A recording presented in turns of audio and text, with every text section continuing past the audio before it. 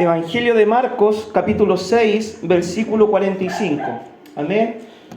Evangelio de Marcos, capítulo 6, versículo 45, lleva por título Jesús anda sobre el mar.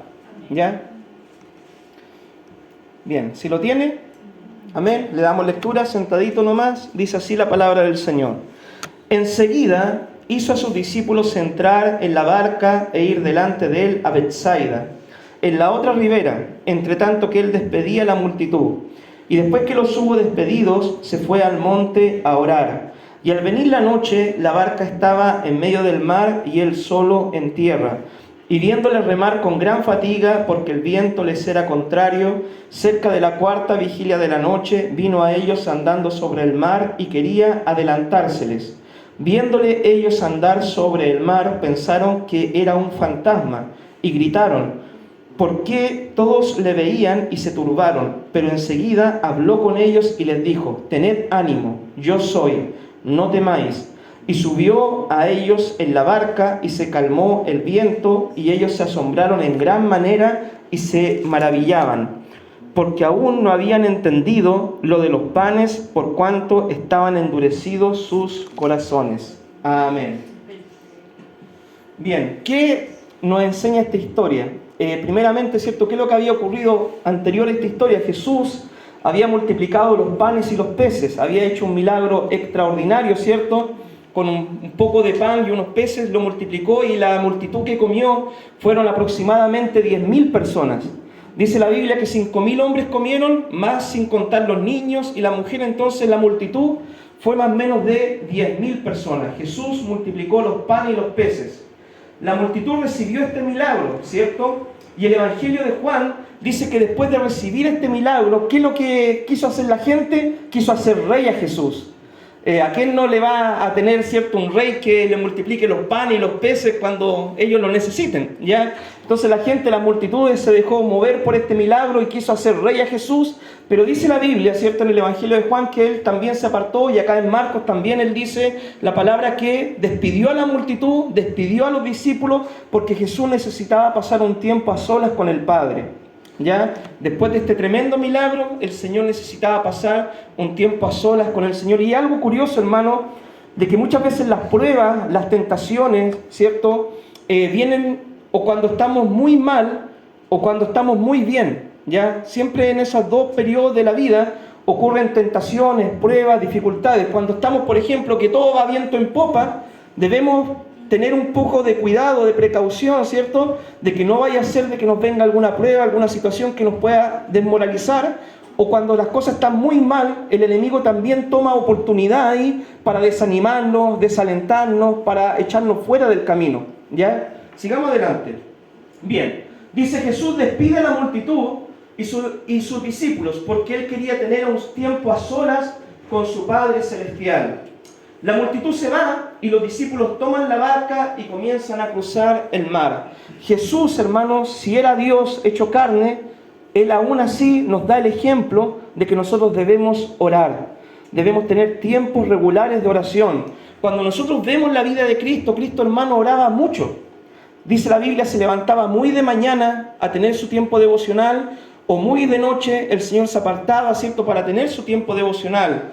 En el día el Señor se lo pasaba ministrando, visitando enfermos, orando por las necesidades, sanando leprosos, resucitando muertos, predicando, enseñando, evangelizando, pero el Señor tenía tiempo devocional.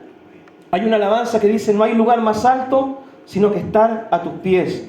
Y para nosotros los cristianos, ¿cierto?, el tiempo devocional debe ser un tiempo de primera prioridad. No solamente de los líderes, no solamente del pastor, los líderes, ¿cierto?, los consejeros, sino de todo cristiano. Tiene que tener un tiempo diario devocional de búsqueda del Señor. ¿Ya? Sigamos adelante. En medio de la soledad, Jesús tiene comunión con el Padre. Ahora, mi hermano, es bueno, ¿cierto?, que nosotros oremos con nuestra familia, y debemos hacerlo. ¿Ya? Eso nosotros le llamamos como el altar familiar, ¿cierto? Cuando reunimos la familia y oramos con la familia. ¿Es bueno que oremos con los hermanos? Claro que sí, nosotros lo hacemos de lunes a viernes, ¿cierto? Los domingos también en la mañana con un grupo que se conecta y oramos con los hermanos. Pero Dios también quiere que tú tengas un tiempo devocional privado con Él. Solamente tú y el Señor. Dice la palabra, ¿cierto? Busca a tu Padre en el secreto, y tu Padre que está en lo secreto te va a recompensar en público. ¿Debemos orar con la familia? Sí. ¿Debemos orar con los hermanos, con la iglesia? Sí. Pero Dios también quiere tener un tiempo solamente entre tú y Él, ¿ya? Ese tiempo, ¿cierto? Debe ser diario. Debe ser un tiempo diario que le dediquemos al Señor todos los días. Y nuestro Padre que está en el secreto, dice que finalmente, ¿qué es lo que hará Él? Nos va a recompensar en forma pública. Nosotros no podemos orar solamente cuando venimos al templo. No podemos orar solamente cuando nos juntamos con los hermanos. No podemos orar solamente cuando reunimos a la familia, ¿cierto? Para poder acercarla al Señor. Debemos tener nuestro tiempo devocional diario para recibir dirección de parte del Señor, para recibir fortaleza, ¿cierto?, de parte del Señor, para poder tener comunión con el Señor, para arreglar nuestras cuentas con Dios. Nuestro tiempo es nuestro tiempo devocional con el Señor y debe ser personal y diario también. ¿Ya? Sigamos adelante. Dice, Jesús pasó mucho tiempo en oración. Si consideramos, por ejemplo, que el Señor despidió a la multitud, pongamos un ejemplo, yo creo que fue, la habrá despedido porque en ese tiempo, ustedes saben, se atardece muchas veces muy temprano, ya 9 de la noche, pero pongámosle que el Señor despidió a la multitud a las 11 de la noche, ¿cierto? Un ejemplo solamente, los despidió, un ejemplo, a las 11 de la noche, y despidió a los discípulos también a las 11 de la noche y lo echó en la barca para que cruzaran al otro lado. ¿Cuánto tiempo más o menos pasó el Señor orando desde las 11 de la noche hasta que dice que se apareció a la cuarta vigilia? Y no dice exactamente el horario de la cuarta vigilia. En los tiempos de Jesús, ¿cierto? La noche la dividían por vigilia. Primera vigilia, segunda, tercera y cuarta vigilia.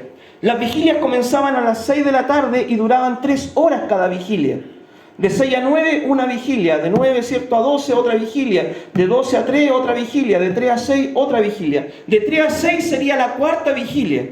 Si nosotros consideramos, ¿cierto?, de que el Señor despidió a la multitud a las 11 de la noche, pasó aproximadamente entre 4 horas en oración. Y es un tiempo bastante considerable de oración. 4 horas de oración. ¿Quién ha pasado 4 horas de oración en su tiempo devocional?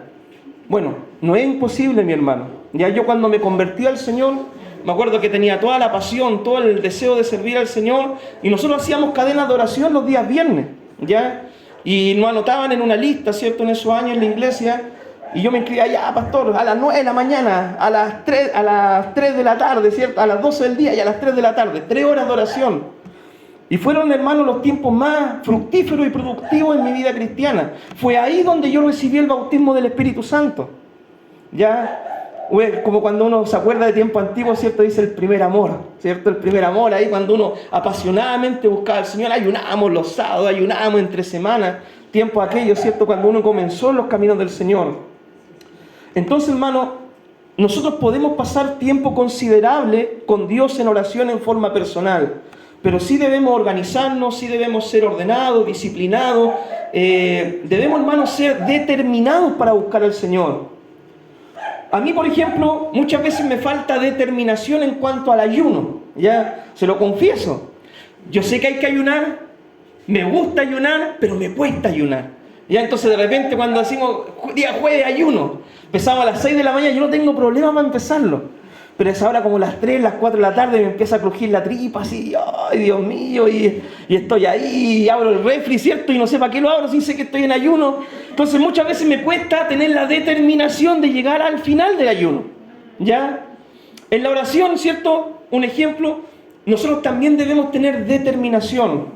Por ejemplo, si nosotros decimos voy a dedicar 1 hora para orar todos los días, tener la determinación de orar. Voy a decir ya voy a orar en la mañana quizás media hora, en la tarde media hora y ahí completo la hora. O bien voy a orar 20 minutos en la mañana, 20 minutos en la tarde, 20 minutos en la noche, 1 hora. O bien lo hago de completo, ¿cierto? Oro 1 hora completa, pero tenemos que tener la determinación de estar de rodillas. Y aunque quizás no tenga palabra, aunque quizás esté cansado, aunque quizás estén dando la novela, aunque quizás esté jugando en la Universidad de Chile o Colo-Colo, no sé, uno pasar el tiempo que determinó en oración, ¿cierto? Porque eso nos va a dar a nosotros crecimiento y estabilidad. Amén. Muchas veces nosotros, ¿cierto?, nos rendimos antes. Y por eso vamos, ¿cierto?, Vamos así como la ola del mar, subiendo, bajando, subiendo, bajando. Pero en la vida cristiana tenemos que tener determinación si queremos crecer. Bien, sigamos adelante. Si queremos crecer espiritualmente, debemos dedicar un tiempo diario, ¿cierto?, a la oración y la lectura de la Biblia. Diario, hermano. ¿Ya? A ese tiempo, ¿cierto?, que nosotros dedicamos a la oración y lectura de la Biblia se llama tiempo devocional. Viene de devoción, ¿cierto?, de dedicar adoración, honrar al Señor. Ese es un tiempo de adoración al Señor, un tiempo devocional. Al tiempo de oración y lectura bíblica. Muchas veces a nosotros también nos cuesta hacer nuestros tiempos devocionales. ¿Por qué? Porque nos acostumbramos a la iglesia antigua. La iglesia antigua, por ejemplo, decía, si tú no oras fuerte en voz alta, ¿cierto?, y todo el rato seguido, no es oración, porque Dios no escucha la oración. Y no, hermano, eso es mentira. Dios escucha la oración si tú oras en el corazón, si tú mueves los labios, si tú hablas, Dios escucha. Si tú te pones a gritar, también va a escuchar. Dios es omnisciente, omnipresente, omnipotente, Él lo sabe todo. Dice la palabra, antes que clamemos, ¿cierto?, Él ya conoce las cosas. Entonces, hermano, muchas veces nosotros con la oración tipo antigua, ¿cierto?, que no, que si uno pentecostal oraba fuerte, ¿cierto?, que el techo saliera volando, ¿cierto?, lo que decía uno en esos años. Y no, hermano, tú puedes doblar tus rodillas, puedes orar acostado también en tu cama, puedes orar sentado, ¿cierto? No, la posición física o la expresión de la oración, ¿cierto?, ya sea con palabra audible o en tu corazón, no va a determinar la respuesta de Dios. Lo que va a determinar la respuesta de Dios es la actitud de tu corazón. Eso determina la respuesta del Señor. Y muchas veces, ¿cierto?, el error que se comete es que en la oración no ocupamos la Biblia, ¿ya? Oramos, estamos todo el rato hablándole a Dios, una hora hablándole a Dios, repitiendo, y hablando, y nunca dejamos que Dios nos hable a nosotros, ¿cierto? Y de repente tú dices, ¿y cómo Dios te va a hablar? ¿Será que es poniendo la mente en blanco y a ver si Dios te trae un mensaje, no sé, de la estratosfera? No, hermano. Dios te va a hablar a ti por medio de la lectura de la palabra. Esto es la Biblia. Y la Biblia, ¿qué es lo que es? La palabra de Dios, es la voz de Dios, ¿ya? Entonces tú, en tus oraciones, ¿cierto?, determina una hora, ¿cierto?, para orar, un tiempo de oración de una hora. En esa hora tú, por ejemplo, vas a clamar al Señor, voy a orar por estas peticiones, por mi vida. Después que oras por tu vida, tomas un libro de la Biblia por orden, ¿ya? Por orden. Por ejemplo, el Evangelio de Mateo. ¿Por qué capítulo? Capítulo 1. Siempre por orden, ¿ya? Hay que empezar. Y lee el capítulo 1 y después oras por tu familia, ¿cierto? Por tu iglesia, por los líderes, por los hermanos que están en necesidad y por cuántas peticiones Dios te traiga a tu corazón, ¿cierto? Pero vas intercalando esas oraciones con lecturas de la Biblia. Ahora también, ¿cierto?, si hay temas que tú vas leyendo en la palabra y son relevantes para ti, puedes ir orando también la Biblia, ¿cierto? La Biblia te puede presentar un tema, no sé, los matrimonios, puedes orar por los matrimonios de la iglesia. Y así, lo importante, hermano, es tener el tiempo devocional y hablar a Dios y que Dios nos hable por medio de la palabra. Ya, sigamos adelante. Si queremos crecer y madurar y ser usados por Dios, debemos dedicar, hermano, por lo menos una hora de tiempo devocional todos los días. Y yo sé de que esto nos cuesta, a mí también me cuesta. Yo trabajo, también estoy cansado muchas veces, también se me hinchan las piernas, ¿cierto? Y todo el tema. Ya pasando los 30 años, hermano, ya yo entré al club de los que nos vienen todos los achaques. Ya me duele la espalda, estoy cansado, todo el tema, me quedo dormido y todo ese sistema, ¿ya? Entonces, pero debemos dedicar un tiempo diario de calidad al Señor. Si queremos crecer, si queremos ser usados por Dios, si queremos ver fruto, debemos dedicar un tiempo de calidad diario al Señor. Cuando a Jesús lo fueron a arrestar y Cristo le dijo a sus discípulos, oren conmigo. Y fue el Señor y los pilló durmiendo. ¿Qué le dijo? Ni siquiera habéis podido velar. Una hora, lo mínimo que le pidió el Señor. Una hora para enfrentar la prueba. Entonces yo por medio de ese texto deduzco, ¿cierto?, que por lo menos el Señor nos dice, para enfrentar todos los problemas del día a día, por lo menos dedícame una hora, ¿ya? Sé que quizá a usted le cuesta y no lo hace, pero hay que empezar de a poco, hermano. Quizás empezar dedicando 20 minutos, media hora y así ir sumando poco a poco. Puede que haya un día que usted no lo haga, no lo cumpla, no se sienta culpable tampoco por eso.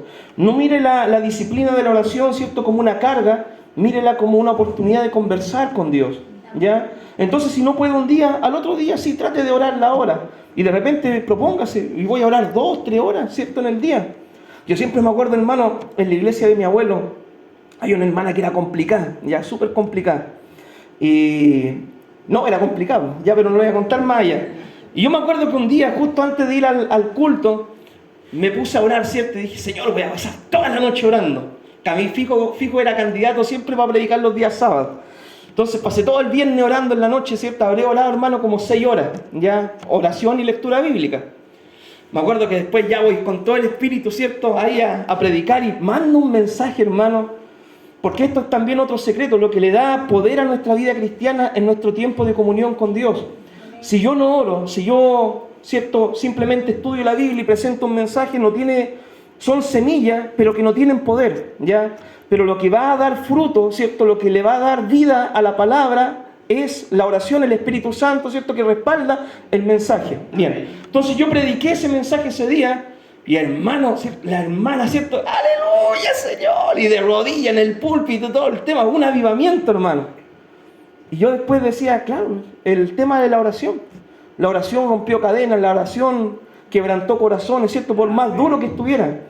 Entonces el secreto de todos los grandes hombres de Dios, ¿cierto?, empezando por nuestro Señor Jesucristo, ¿cierto?, que Dios hecho carne, Pablo, Pedro y los grandes cristianos de la historia, Charles Spurgeon, John Wesley, Charles Finney, ¿cierto?, y todos los grandes cristianos, Jorge Muller, fue su vida de oración. Todo grande cristiano dedicó mucho tiempo a la oración, ¿ya? Ahora, si nosotros decimos, por ejemplo, se ha preguntado esto, yo siempre me he preguntado, Señor, ¿cuánto será el tiempo mínimo que te podríamos dedicar en la oración? O con cuánto tú te agradarías, Señor, que dedicáramos a la oración. ¿Se ha preguntado eso usted alguna vez o nunca se lo ha preguntado?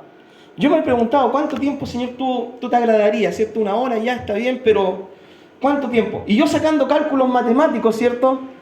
El Señor nos pide el diezmo, ¿ya? Y yo pensando, trayéndolo al tema del tiempo de oración, yo dije, ¿cuánto es el diezmo de un día? El diezmo de un día no son 24 minutos.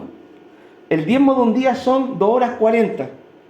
¿Se imagina, hermano, si todos nosotros dedicáramos 2 horas 40 minutos, casi 3 horas, a orar y leer la Biblia diariamente?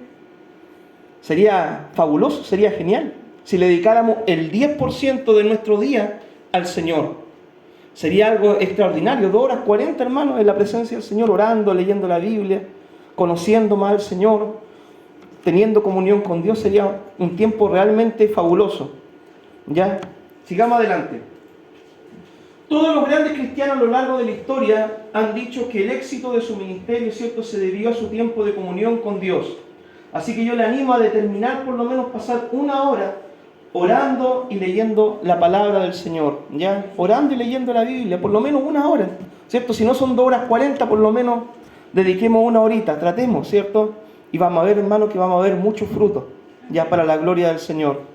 Cristo, ¿cierto?, pasó 4 horas en esta oportunidad. Sigamos adelante. Bien, ¿y qué dice la Biblia? ¿Cierto? El Señor despidió a la multitud y los discípulos los mandó a cruzar el mar. Ya, y los discípulos estaban cruzando el mar.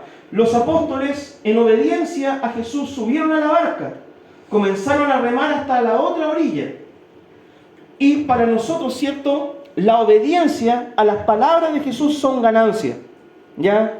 Cuando nosotros recibimos una orden de parte de Dios, aunque quizás nosotros podamos sentir de que no es lo más adecuado, o que nosotros, no sé, no nos sintamos cómodos, o que de repente el Señor nos demande cosas que nos incomodan a nosotros, cuando nosotros decidimos obedecer a Dios, vamos a ver ganancia. ¿Ya? En la obediencia está la ganancia. Los discípulos en su obediencia, ¿cierto?, suben a la barca, empiezan a remar a la otra orilla, pero ¿qué es lo que sucedió? ¿Cierto? De que la barca en medio del mar estaba azotada por un viento contrario y no podían avanzar y estaban fatigados y cansados. Ahora la pregunta que nos podemos hacer es, Dios, ¿qué te ha hablado a ti últimamente? ¿Qué te ha dicho el Señor últimamente a ti? ¿Te ha demandado quizás orar más? ¿Te ha demandado, cierto, leer más la Biblia? ¿Te ha demandado más compromiso? En algún área el Señor tiene que hablar a tu vida. Y recuerda, en la obediencia está la ganancia, aunque muchas veces esa obediencia, ¿cierto?, no signifique pasar por un proceso de tiempo adverso. ¿Ya? Sigamos adelante.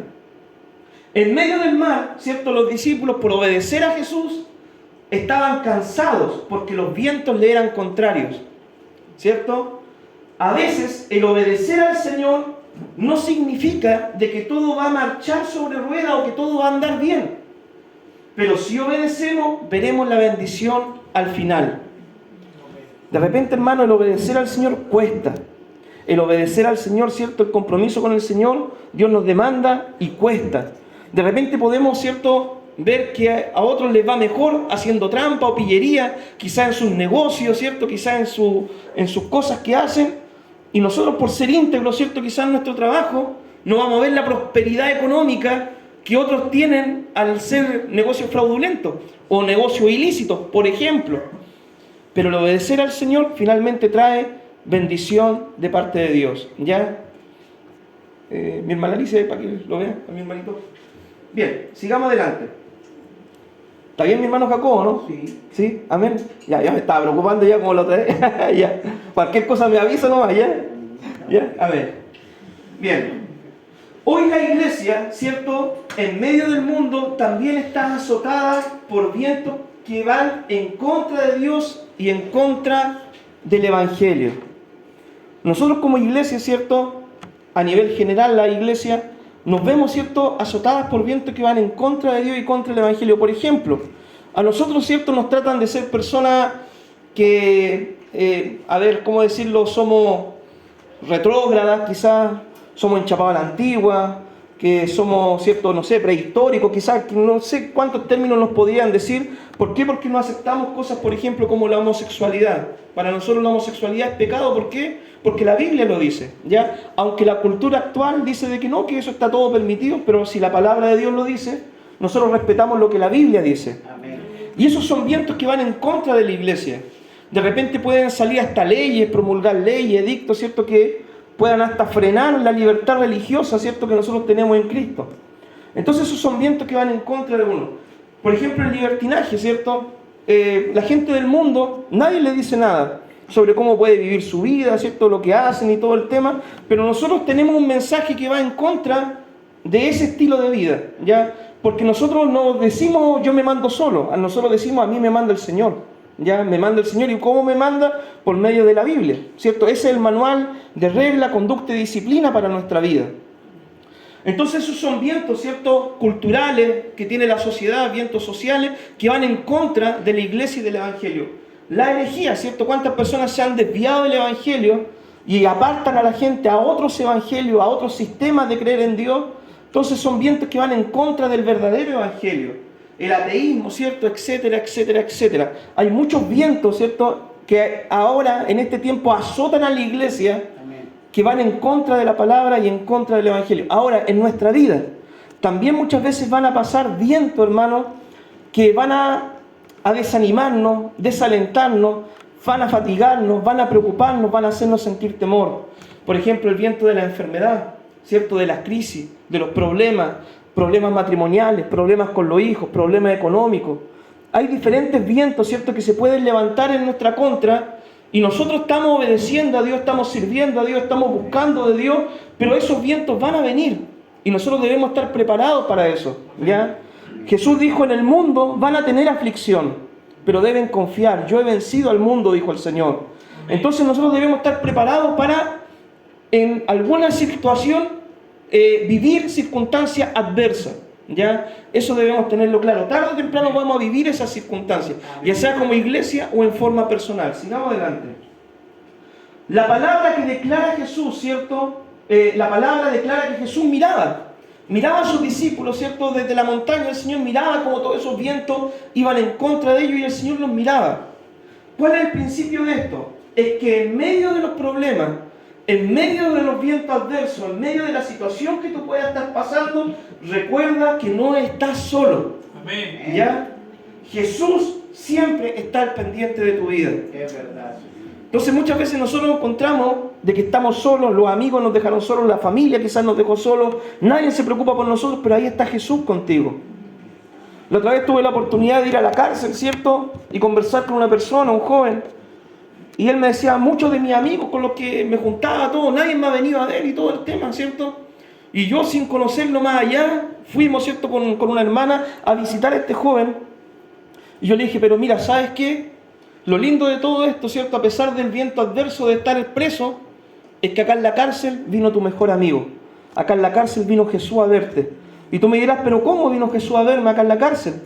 No descendió del cielo, no vino un ángel. ¿Cómo vino? Dios vino por intermedio de nuestra vida a predicarte la palabra. Entonces, hermano, en medio de las situaciones difíciles siempre está Jesús. ¿Ya? Sigamos adelante. Jesús camina sobre el mar. Hay milagros, ¿cierto?, que nosotros podemos quizás realizar si es que Dios no usara a nosotros. Por ejemplo, si hay alguien enfermo, dice la Biblia, coloquen las manos sobre los enfermos y en mi nombre, dice Jesús, sanarán. Amén.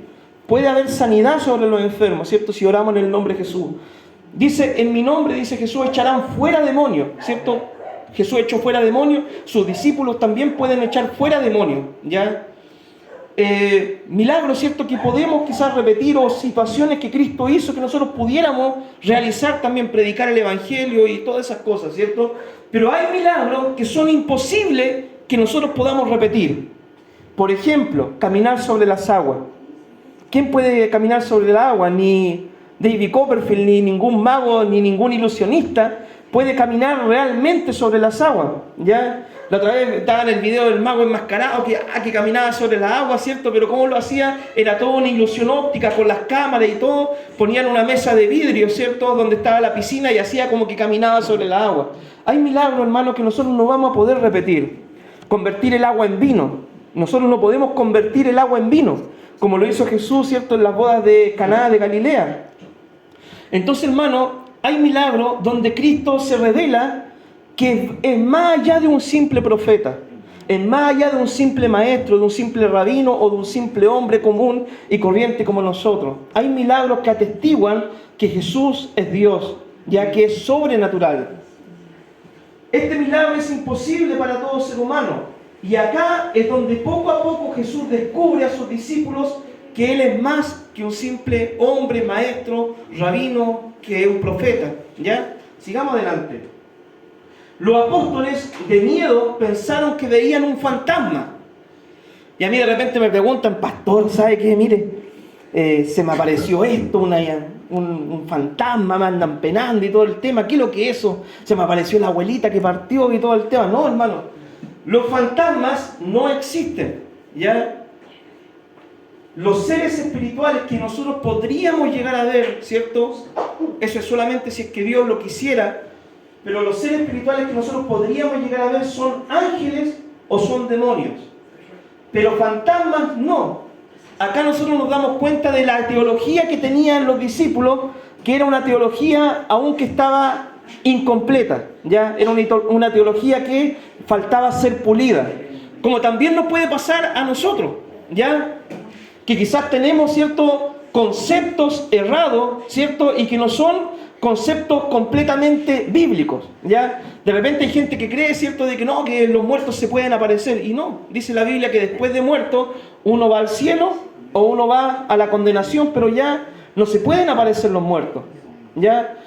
Y también hay muchos pensamientos, ¿cierto?, que son teológicamente incorrectos. El otro día me encontraba hablando con un hermano también de otra iglesia, ¿cierto?, no iglesia de Dios por si acaso, y me decía, mi pastor Jorge, yo opino, ¿cierto?, porque la Biblia dice que el hombre no tiene que vestir ropa de mujer ni la mujer ropa de hombre. Y yo opino que las hermanas tienen que venir todas con falda a la iglesia. Y yo le decía, pero hermano, mira, está bien, la Biblia dice el hombre, ¿cierto?, no vista ropa de mujer ni la mujer vista ropa de varón. Pero en esos tiempos, ¿cierto?, en la cultura usaban túnicas, se diferenciaban solamente por el color de la túnica, se diferenciaban también porque la mujer usaba un velo, ¿cierto?, en esos años, en el tiempo de Israel, pero ya en este tiempo, hermano, hay pantalones de hombre, pantalones de mujer, entonces no te hagas problema por eso. No, es que mira, es que si la mujer predica en el púlpito, hay que colocarle una mesita al lado, ¿ya? Yo le dije, pero hermano, mira, en la Biblia en ninguna parte aparece eso, ¿ya? De que la mujer si predica de al lado. No, pero la Biblia dice que la mujer cae en la congregación. Sí, bueno, eso aparece, pero tú tienes que ver el contexto histórico, porque eso está en la Biblia, ¿ya? ¿Por qué? Porque muchas mujeres de Éfeso, ¿cierto?, que ejercían la prostitución en los cultos idolátricos, se convertían. Entonces era mal visto que una mujer, ¿cierto?, encima rapada en ese tiempo, porque había salido de ese mundo, después llegar a la iglesia a predicar y todo. Pero hermano, estamos bien adelantados en el tiempo, y yo creo de que Dios nos ha dado sabiduría para darnos cuenta de que el hombre y la mujer valen lo mismo ante el ojo del Señor. Y ahí, ¿cierto?, de repente hay iglesias que tienen pensamientos teológicos que no son correctos, no son aceptados por no saber leer la Biblia, interpretarla de una forma correcta, ¿cierto?, viendo el contexto histórico, político, social, religioso en el cual se escribió el texto bíblico. Yo le dije, mira hermano, la Biblia, por ejemplo, habla de la esclavitud. En ese tiempo había esclavos, ¿cierto? La mayor parte del mundo era esclavo. Y la Biblia habla de la esclavitud, y la Biblia dice, los esclavos sométanse a sus amos terrenales. ¿Quiere decir eso de que en este tiempo debe existir esclavitud en el mundo? Me dijo, no, pues mi hermano. Yo le dije, entonces, hermano, hay cosas que son culturales, ¿cierto?, que de repente por no tener el entendimiento las podemos interpretar de forma incorrecta.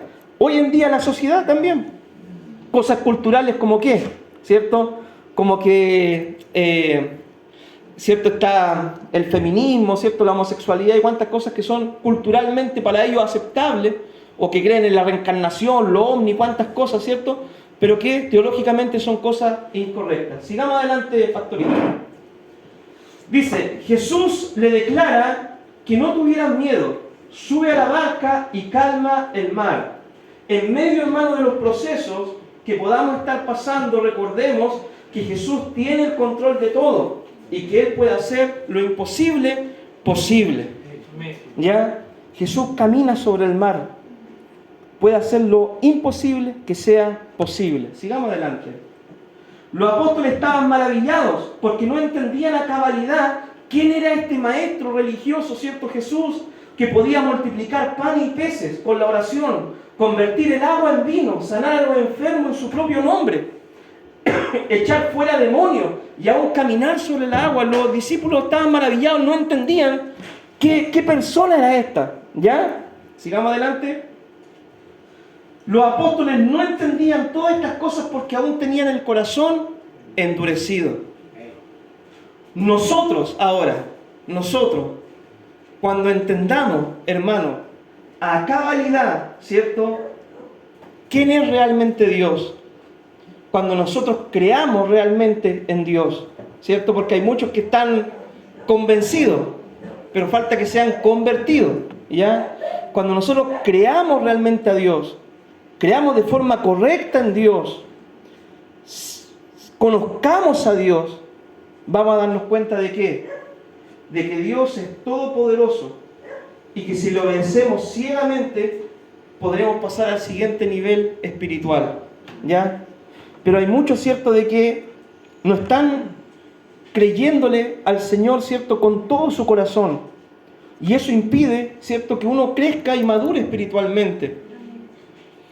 Por ejemplo, ¿para Dios hay algo imposible? No, no hay nada imposible. Pero Dios también dice, ¿cierto?, mi voluntad, ¿ya? Y la voluntad de Dios es buena, perfecta, agradable, aunque muchas veces esa voluntad vaya en contra de lo que nosotros anhelamos y queremos, ¿ya? Por ejemplo, ¿cierto?, el Señor nos dice en su palabra, ¿cierto?, nos da muchos mandamientos, ordenanzas, que si nosotros las creyéramos al 100%, podríamos seguir avanzando y creciendo espiritualmente. El Señor dice, por ejemplo, perdona a tu prójimo, ¿cierto? Si te ofende, perdónalo. Pero muchas veces nosotros preferimos vivir con el resentimiento, con la amargura, con el enojo, pelándolo, chismeando, criticándolo, antes de perdonarlo. Entonces eso nos impide seguir madurando espiritualmente. Y así, ¿cierto? Sigamos adelante. ¿Qué aplicaciones sacamos de este estudio? El cristiano debe pasar tiempo con Dios en oración y lectura de la palabra. Solo así podrá conocer realmente a Dios y qué es lo que Dios le pide. A veces el obedecer a Dios, hermano, puede costarnos y puede haber adversidades, pero si obedecemos tendremos ganancia al final del camino, ¿ya? Aunque para los ojos del hombre quizás tengamos pérdida. Estoy leyendo el libro de Job, ¿cierto?, con la pastora en nuestro altar familiar, y Job, hermano, era un hombre íntegro, ¿cierto?, que por obedecer a Dios, su esposa le dijo, maldice a tu Dios y muérete, se le murieron su hijo, ¿cierto? Y cuántas cosas pasó Job, y él era un hombre que amaba a Dios, servía a Dios, conocía al Señor, y le faltaba quizás más profundidad para conocer a Dios. Los amigos, ¿cierto? En vez de apoyarlo, le decían, ¿qué? Si tú pecaste en secreto y por eso Dios te está castigando, y todo el tema. Entonces, hermano, pero Job dice que él retuvo su integridad, decidió obedecer a Dios. No entendía el proceso, pero él decidió obedecer. Cuando termina el proceso, Dios dice, ¿cierto?, a Job que lo bendijo el doble de todo lo que él tenía, ¿ya? Entonces, hermano, la bendición, ¿cierto?, es por medio de la obediencia completa al Señor. Amén. El cristiano que conoce a Jesús, ¿cierto?, real, que conoce a Jesús en forma real y de forma profunda, obedecerá ciegamente, hermano, ¿ya? Esto nos suena un poco así como, pero ciegamente, pastor, sí, ciegamente. No le digo que me obedezca a mí, hermano, ¿ya? Le digo que lea la Biblia y obedezca lo que la Biblia dice, ¿ya? Porque yo también puedo quizás de repente predicarle cualquier cosa y no, lea la Biblia y obedezca ciegamente lo que Dios le dice en la palabra, ¿ya? Entonces el cristiano que conoce realmente a Jesús y lo obedece, ¿cierto?, ciegamente, verá milagros el día de mañana. Verá, ¿cierto?, la gloria del Señor. Pero nosotros debemos creerle a Dios, creerle al Señor. Dice que los discípulos no comprendían esto. ¿Por qué? Porque todavía no estaban bien convencidos. Aún después de la resurrección, después de todos los milagros que vieron, después de toda la multiplicación de los panes, después de verlo caminar por la agua, aún ahí dice la Biblia que cuando Cristo les da la comisión, algunos, ¿qué pasa? Dudaban. No estaban bien convencidos, no estaban bien convertidos todavía. Algunos dudaban, y eso nos pasa a nosotros. Si quieres pasar al próximo nivel espiritual y que Dios use tu vida, ¿cierto?, que Dios trabaje por medio de tu vida, que tú puedas ser canal de bendición para otra gente, debes creerle a Dios. Y creerle a Dios significa leer la Biblia y obedecer lo que la Biblia dice, ¿cierto? No porque lo diga el pastor, sino porque es palabra de Dios, y como yo creo en Dios ciegamente, obedezco lo que la Biblia me dice a mí, ¿ya? Y ahí Dios va a poder usar tu vida. Si mientras no dé ese paso de fe, Dios no va a poder usar tu vida más allá, ¿cierto? Siempre va a ser un cristiano que va a estar manteniéndose